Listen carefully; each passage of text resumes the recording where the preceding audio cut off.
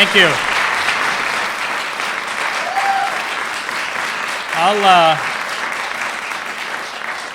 This is the first time I've spoken about this book, which is not for sale. You should get it at your, hopefully you have a local independent bookstore. Go to Amazon as the last resort, please. And I'll tell you a little bit about the genesis of the book because it's sort of indicative of where we are as a country. I had written a column about how the internet was not going to save us, that the death of newsprint, like the decline in the publishing industry, indicated a shift from a print-based culture to an image-based culture. And that with that shift, we weren't just transferring systems of information into a new medium. We were recreating the way we communicate. That the dialogue within an image-based culture is radically different from the kind of dialogue or conversation we have within a print-based culture. I spent almost 2 decades as a newspaper reporter, 15 of them with the New York Times, and the process by which you report and present information in print requires one to go out, to investigate, to interview, to write, to organize information. That information is edited and fact-checked. The lies that the commercial media tells you are primarily the lies of omission. That was not true, of course, in the lead-up to the Iraq War. It wasn't true in terms of the financial meltdown, which none of the major papers managed to get a handle on beforehand because they were all running off and interviewing Robert Rubin at Citibank or officials at Goldman Sachs who they'd gone to college with or this kind of stuff. But it is radically different from an image-based culture, which is primarily emotion-driven. And most of the images that are disseminated throughout our culture are skillfully put together and disseminated by for-profit corporations, so that we are made to, or we confuse how we are made to feel with knowledge, which is precisely how we ended up with Barack Obama. The Knopf, which of course, like all of these large publishing houses, is owned by a transnational corporation, asked me to write a book on the press. The advance wasn't, I live off of my advances, the advance was pretty low. I said no. And then while giving a talk at the Ford Foundation, they said they would kick in money for me to do it. It was a bad idea. I learned it as a writer, never write about somebody else's idea. So I proceeded to produce this manuscript and turn it in on time on the press, and when Knopf got it, they were horrified because it exposed the rot within the commercial media, the complicity of the commercial media with the power elite, and all of the things they won't write about, all of the things they won't tell you. And the editor called me up and said that they didn't like it, but that was all right. They would help me take out all the negativity. All the negativity would be removed, and then Knopf would happily publish it. And what they wanted was a mythic version of the press, the without fear or favor, America's great investigative and truth-telling enterprise of journalism is collapsing under the onslaught of declining circulation, declining ad revenues, and American democracy will be irreparably damaged. Now, I share with them the feeling that the loss of a print-based media will be deeply damaging.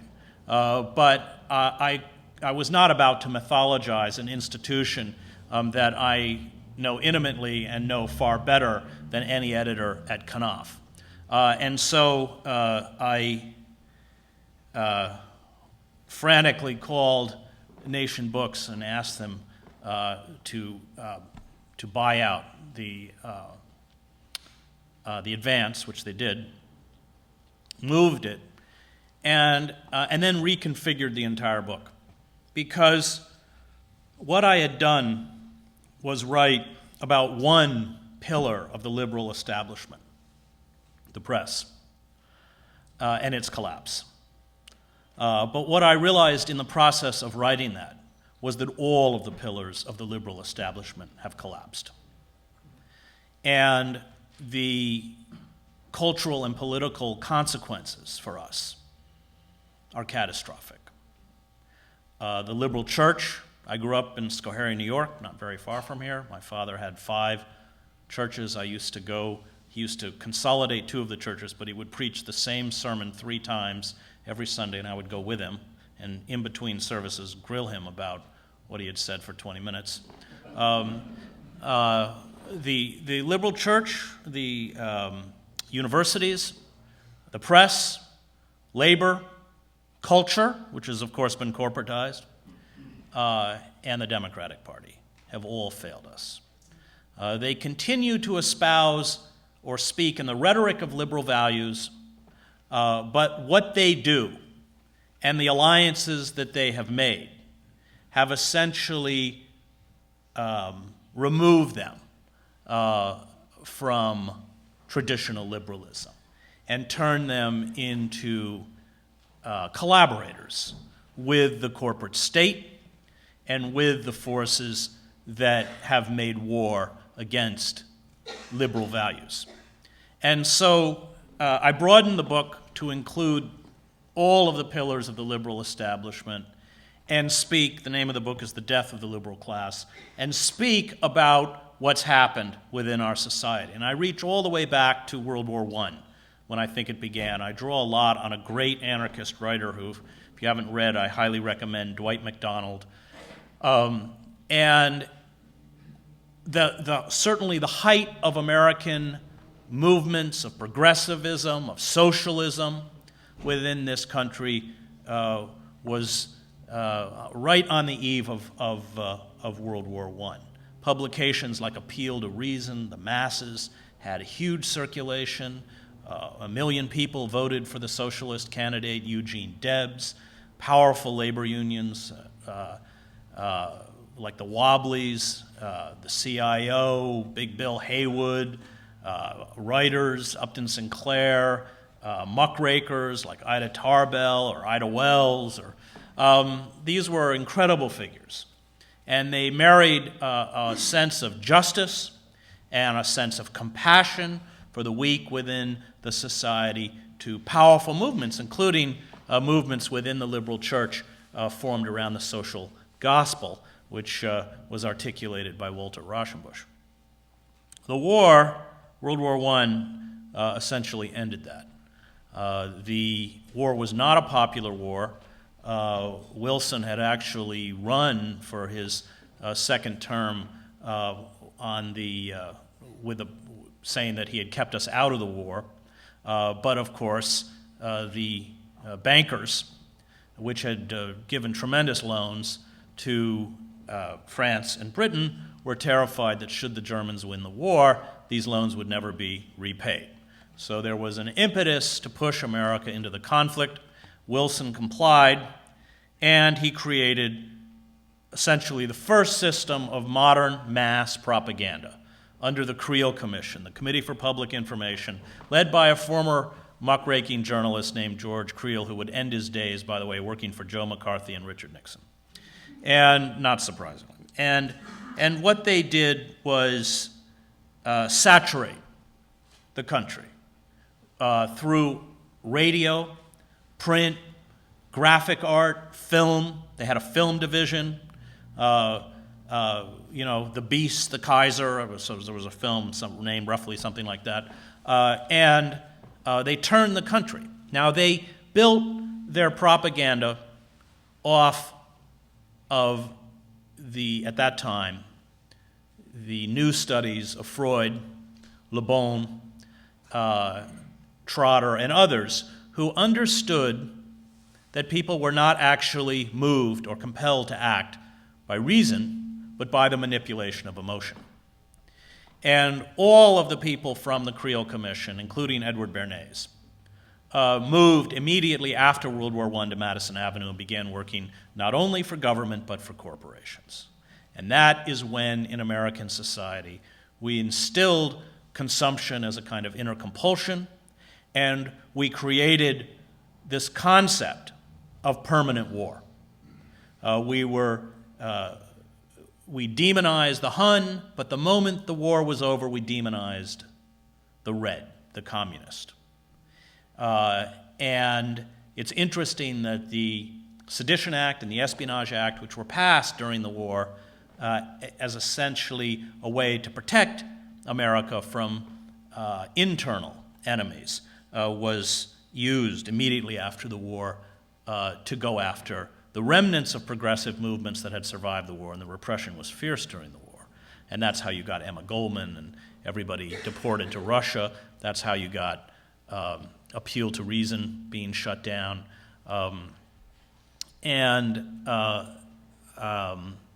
we embarked on a period that had not been foreseen or understood by social theorists, political theorists in the 19th century, including Karl Marx.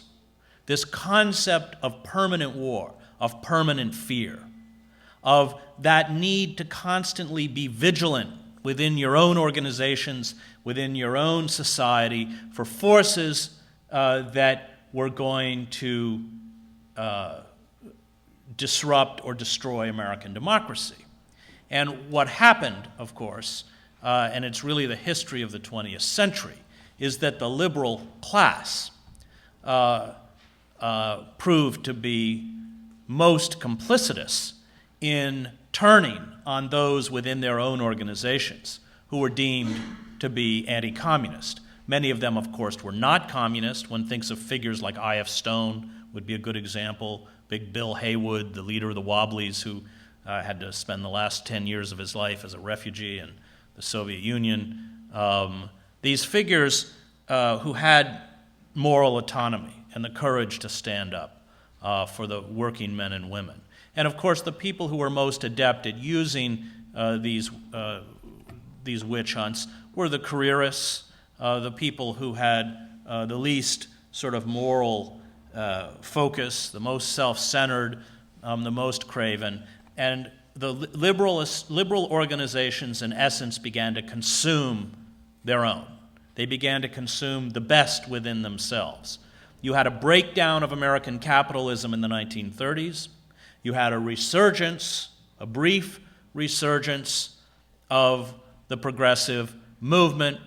Many people in the 30s either were involved or at least flirted with communism because capitalism clearly had not worked.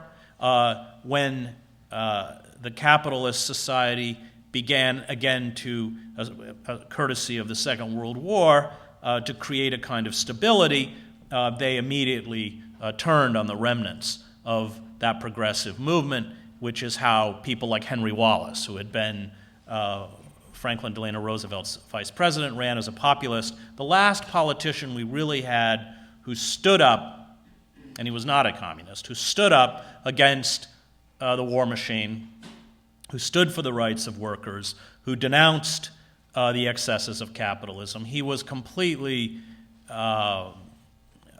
discredited by the propaganda machine and essentially exiled from the political establishment. And immediately after the war, we had a series of draconian measures, including the Taft-Hartley Act, 1947-1948, which was the single most devastating piece of legislation to the American working class, and has never been repealed, by the way, until maybe NAFTA, courtesy of Bill Clinton. So the liberal class plays a curious function in a capitalist democracy, and it's essentially this. They provide a kind of safety valve, a mechanism by which reform is possible. So that when you have a period of immense discontent, and one can look at the 1930s or one can look at the 1960s, there are channels within the established power structure by which this discontent can be expressed, which is how we got the New Deal. It's how we got civil rights legislation. And the liberal class at the same time, and the reason that it is given the positions of relative privilege that it has within the society, serves to discredit radicals, serves to discredit people who question the virtues of the capitalist or the corporate state.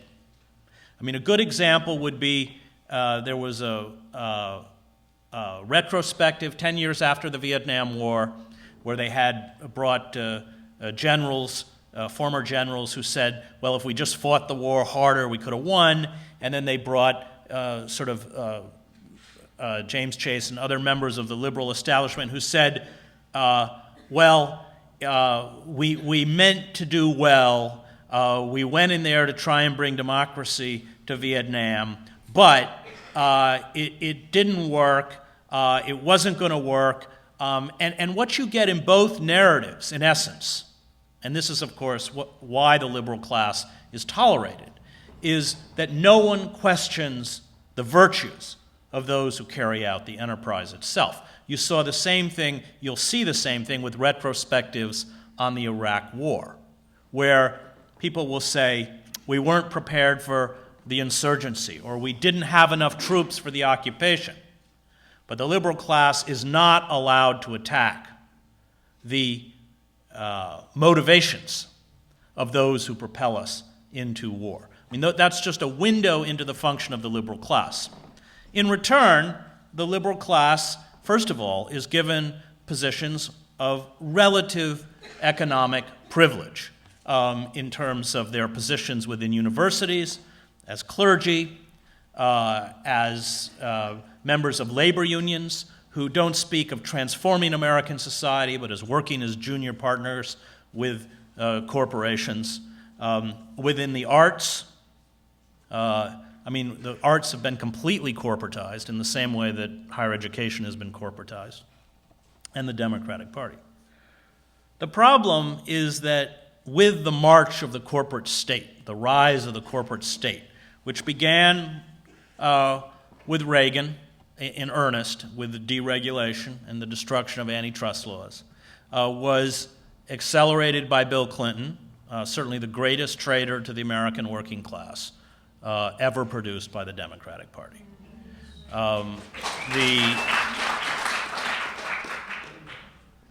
Clinton understood that if he did corporate bidding in terms of structuring the economy, he could get corporate money. He understood, or he thought, that workers and unions had nowhere else to go. They'd have to vote Democratic anyway. And so Clinton's conscious goal was to attract corporate money and carry out in return the passage of draconian legislation, which has thrust a knife into the back of the American working class. NAFTA, 1994, the Welfare Reform Act, 1996, the Financial Services Modernization Act of 1999. Canada doesn't have a banking crisis because Canada didn't remove the firewalls between commercial and investment banks. They didn't allow local banks to become hedge funds. And in return, corporations began to give money to the Democratic Party, so that by the 1990s, the Democrats had fundraising parity with the Republicans. Now, this essentially killed the liberal class because traditional liberal values, both in terms of a defense of civil liberties, a defense of the working class, a belief that those who had fallen on hard times, whether unemployed or others, should be given resources to help them sustain themselves in times of difficulty. They continued to speak in this language, but were carrying out ruthless policies, which was creating immense amounts of suffering in the very constituencies that they claimed to defend. And I think that when you look at that shift among the working class, which really moved en masse away from the Democratic Party, one can see an immense erosion following NAFTA. And so we end up with a Democratic Party that speaks in a voice of such flagrant hypocrisy that it has killed its own credibility. Look at the elections of 2006, when the Democrats sought to retake control of the Congress, which they did. They campaigned primarily on an anti-war message against the war in Iraq. And what did they do when they took power? They not only continued to fund the war, but increased troop levels in Iraq by 30,000. The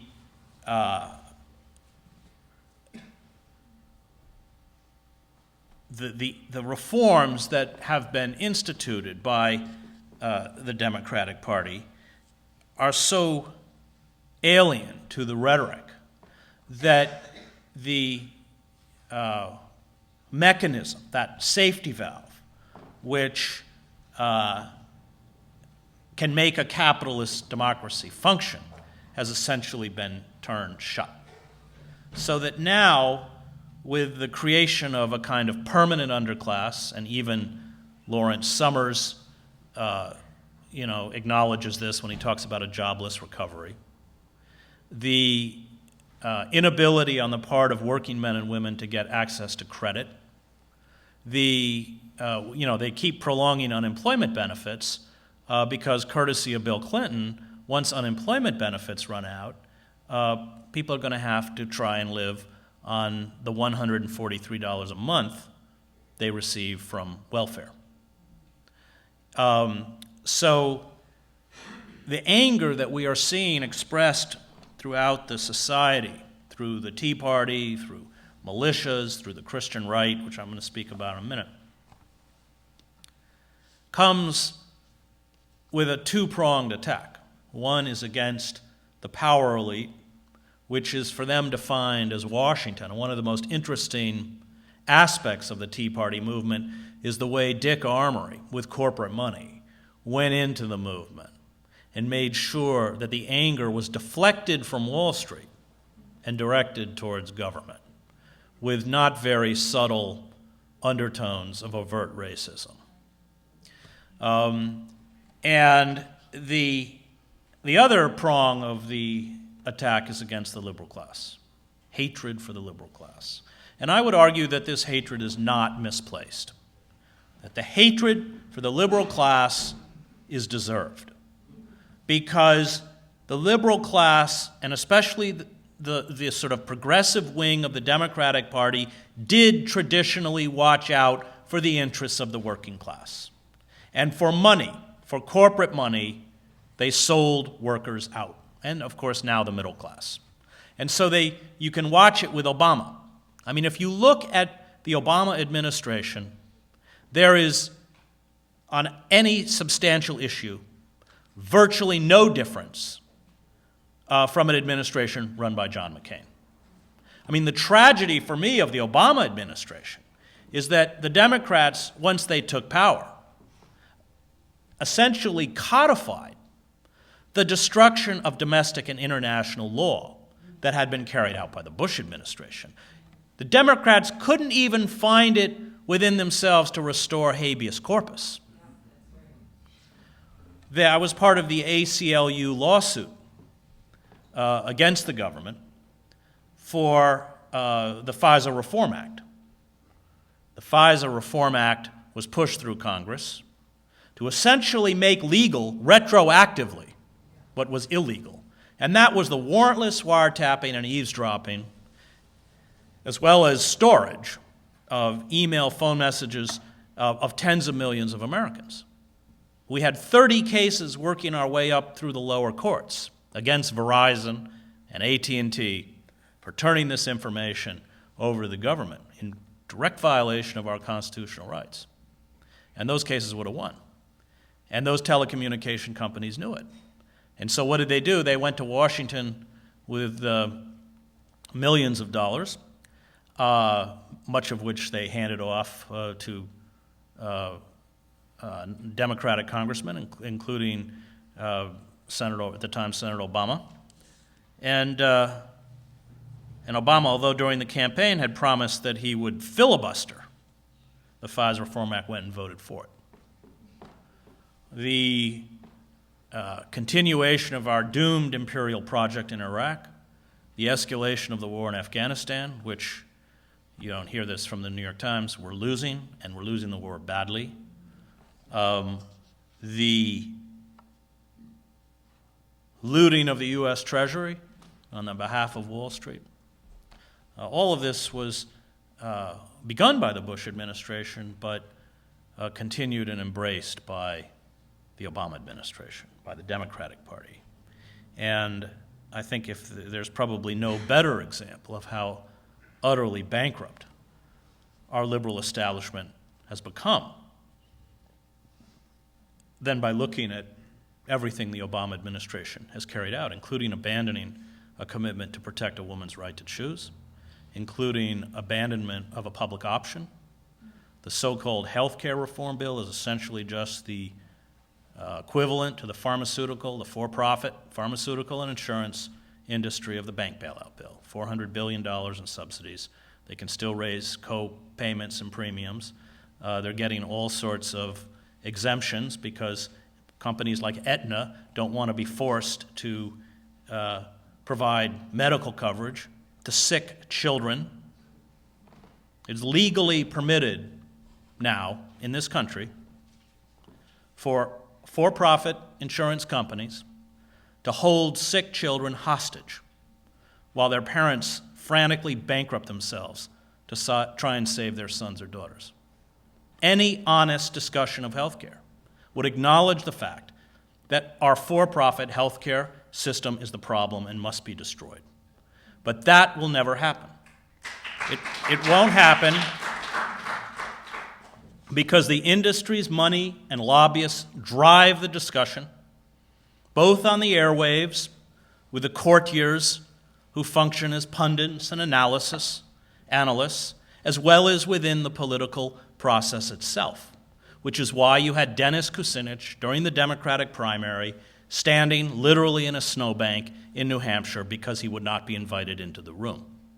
The for-profit healthcare companies actually sponsored the debate in Iowa, which of course they were not going to give a figure like Kucinich, and much less Ralph Nader, a position. These kinds of critiques, and frankly this kind of truth, was something that corporations and the corporate media consciously locked out of the debate. And the liberal class was complicitous, completely complicitous. The danger when a liberal class breaks down is that there becomes no mechanism anymore by which mounting rage and anger can be expressed within the system. And it's fascinating to go back and read Dostoevsky. The end of the 19th century, Dostoevsky watched a similar breakdown in Russia's liberal class. Notes from Underground is about the defeated dreamer, the cynical liberal, the person who voted for Obama and had so much hope, and the hope wasn't delivered, and so they retreat into this narcissistic, self-centered, bitter room underground, Mouseman. That's what Demons is about. And Dostoevsky argues that when the liberal class collapses, when the pillars of the liberal establishment no longer function, you enter an age of moral nihilism. He presciently foresaw the inevitable result of a system that didn't work. And that's where we are. Our system doesn't work. And it doesn't work ultimately not because of Sarah Palin or the Christian right or Glenn Beck. It doesn't work because the liberal class failed us. The liberal class failed to find the intellectual and moral fortitude to defend liberal values at a time that they were under egregious assault. I come out of the church. I went to seminary, and I watched the liberal church. In the face of the rise of the Christian right, a movement essentially by the definition of basic Christianity, a heretical movement, a movement that acculturated the worst aspects of American nationalism, chauvinism, imperialism, and capitalism into the Christian religion, as if Jesus came to make us wealthy, as if Jesus would bless the dropping of iron fragmentation bombs all over the Middle East, as if the miracles of the gospel were ones that were going to turn us into millionaires. And they said nothing. They did nothing. They didn't respond. Now, what's the point of getting a seminary degree? What's the point of studying the Gospels and the messages of Jesus Christ for 3 years if you're not willing to go out within the culture and stand for those messages and defend them? And it wasn't just the church, it was all of the liberal institutions, but the church is a good example. And the whole language of Christianity has been hijacked by a mass movement. I wrote a book called American Fascists, the Christian Right and the War on America. I was trying to reach out to them. And because I look at them as a mass movement, not as a religious movement. And the problem with the liberal church is that they couldn't accept that heretics exist. And they did not have it within themselves to stand up and fight this heretical movement. And what's happened as we are propelled down this road towards an oligarchic or a neo-feudal society is that we are creating a permanent underclass, a permanently enraged underclass. Now, part of the way or the mechanism that it, by the wider corporate state uses to keep the lid on this is, of course, the prison system. 25% of the industrialized world's prisoners are in America. Most of them, of course, are people of color. And that's not accidental. The most politically astute class in terms of understanding the structures of power are African Americans because, of course, they've borne the brunt of that abuse throughout their history. And that's why they've been so swiftly decapitated. My friend, the poet Yusuf Kumanyaka, writes, the cell block has replaced the auction block. And I just spoke at Youngstown State, Youngstown, Ohio. All the steel mills are gone, leveled. And you know what is built in the middle of Youngstown? A supermax prison. Actually, there's more than one. There's a private prison, there's another prison, and there's a supermax prison. It's America's growth industry.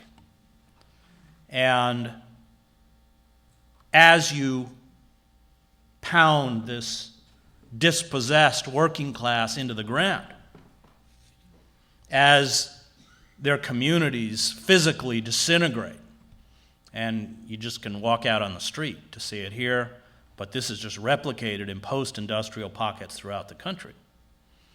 You bring with it all of the attendant problems: substance abuse, domestic abuse, depression, and the real world, in essence, the reality-based world, increasingly becomes unbearable. And that is what draws so many of these people into the embrace of the Christian right, which is, in essence, a worldview that is disconnected from reality. It's a non-reality-based vision that finds its coherence in a belief in magic, in miracles, in a belief that God has a plan for us, that God will intervene on my behalf, that God has a destiny for me. And I learned when I spent 2 years writing my book on the Christian right that you can't push these people, because the rage or the anger that you engender is the anger of someone who is terrified of being pushed back into that reality-based world that almost killed them. And that explains their love of apocalyptic violence. They relish the thought that all of those secular forces that almost destroyed them will one day be physically destroyed, as well as everybody who was a part of that culture. And apocalyptic violence, a belief in magic, an embrace of historical and personal destiny, a culture that communicates through image and spectacle, is a totalitarian culture. We have created, in the words of the great political philosopher Sheldon Wolin, a system of inverted totalitarianism. Inverted totalitarianism is different, he writes, from classical totalitarianism. It doesn't find its expression in a demagogue or a charismatic leader, but in the anonymity of the corporate state. In inverted totalitarianism, you have corporate systems that purport to pay loyalty and fealty to the Constitution and electoral politics and the language and iconography of American patriotism and nationalism, but have so corrupted the levers of power as to render the citizens impotent. What we have undergone is a coup d'etat in slow motion, and we have lost, and they have won. In inverted totalitarianism, economics trumps politics, which is different from classical totalitarianism where politics trumps economics. And with that inversion comes a different form of ruthlessness. The commodification of American culture, the commodification of human beings whose worth is determined by the market, as well as the commodification of the natural world, whose worth is determined by the market, means that each will be exploited by corporate power until exhaustion or collapse, which is why the environmental crisis is intimately linked to the economic crisis. Societies that cannot regulate capitalist forces, as Marx understood, cannibalize themselves until they die. And that's what we're undergoing. I want to end by speaking a little bit about resistance, what that means. I hope by now most of you have seen through the facade of Barack Obama, who functioned for the corporate state as a brand.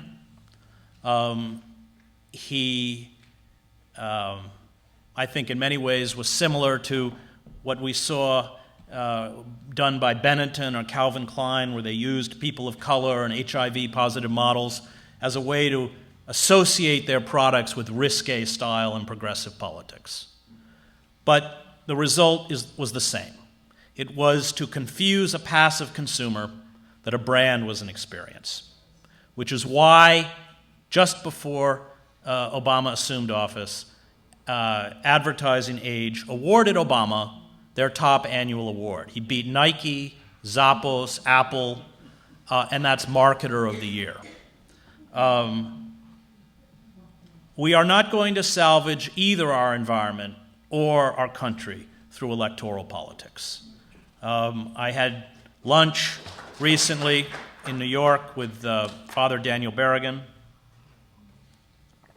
and I was asking him if he'd followed the elections, and he quoted his brother Phil and said, "If voting was that effective, it would be illegal." I think that from now on, all resistance is local. Food will become, very soon, a major political weapon. We are already creating in these post-industrial pockets food deserts. I wrote a story for The Nation magazine that they keep holding on Camden, New Jersey, which per capita is the poorest city in the country as well as the most dangerous, and there's no supermarket. The only outlets to eat are Church's Fried Chicken and local donut shops. It's essentially fat, grease. This is true in West Virginia, in the places that have been coaled out. Banks have packed up and left. The communities themselves are falling into irreparable decay. And these post-industrial pockets are growing and expanding at a greater and greater rate. And the corporate state is not going to step in to do anything to ameliorate the suffering, the human misery that it causes. That's going to be our job. We are going to have to begin to build locally. We are going to have to remember that the true correctives to American democracy have never come from the top down. That the question, as the great philosopher Karl Popper wrote, is not how do we get good people to rule. Most people, Popper writes, correctly, who are attracted to power are at best mediocre, which is Obama, or venal, which is Bush. The question is how do we make the powerful afraid of us? And all of the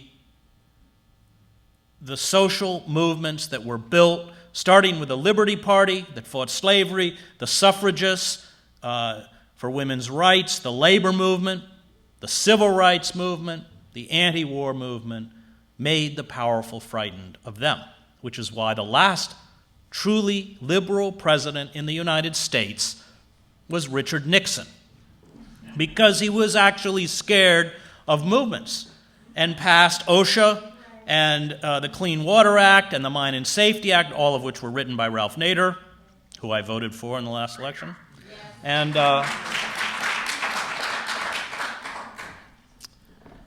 we have to recover that. We have to remember that it is not our job to take power. That's not our job. Our job is to remain fast around moral imperatives that we do not compromise on. It is our job to defend a dispossessed working class. It is our job to defend sick children. It is our job to defend those who are being tortured, abused, and killed in countries like Iraq and Afghanistan because of our rapacious and out-of-control war economy. And we have to be willing to get up and make personal sacrifices on behalf of these moral imperatives, even if at first we become pariahs. That is the only hope left. Anybody who's foolish enough to think that going to a ballot box at this point and voting for a Democratic candidate is going to change anything, I think is living in a universe that is as non-reality based as the Christian right. And if we can recover that ethic, if we can understand that rebellion or resistance is a way to safeguard our own integrity, our own individuality, if we can look down the long term and say, maybe not in our lifetime, but we will carry this for the generations that come after, then I think we can speak about hope. But if we refuse to do this, if we remain passive and complacent, then I think both our nation and finally the ecosystem that sustains human life is doomed. Thank you.